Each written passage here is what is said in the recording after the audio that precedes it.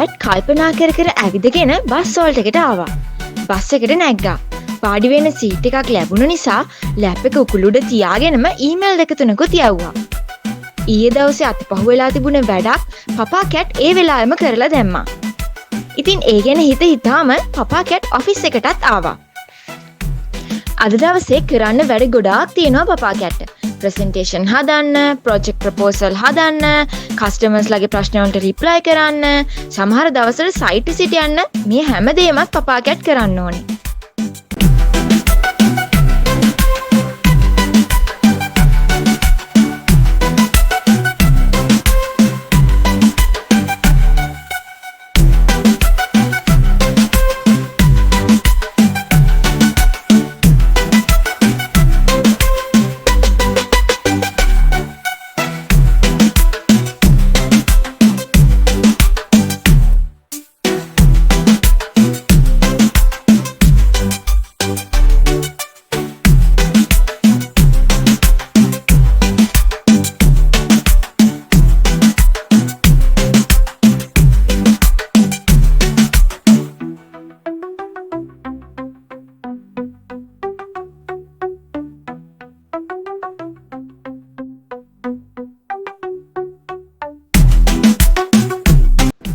ඒ වැඩ ඔක්කොමත් අස්සේ හැම වෙලේම පපා කැට්ට යන ගමනුත් කල්පනා වෙන්නේ අමතර ආදායමක් හොයාගන්නේ කොහොමද කියලා.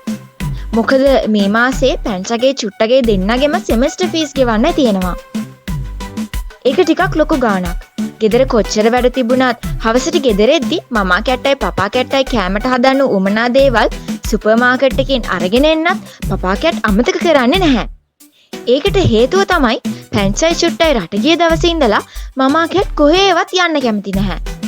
ඒ නිසා කඩෙන් බඩු අරගෙන එන්න සිද්ධ වෙන්නේ පපා කැට්ටමයි. ඒක ගැන මමා කැට්ගේ අදහස නම් අපි දෙන්න කන කෑම ටික ගන්න දෙන්නේ කඩේ යන්නේ මොකටද අනේ කියන එක.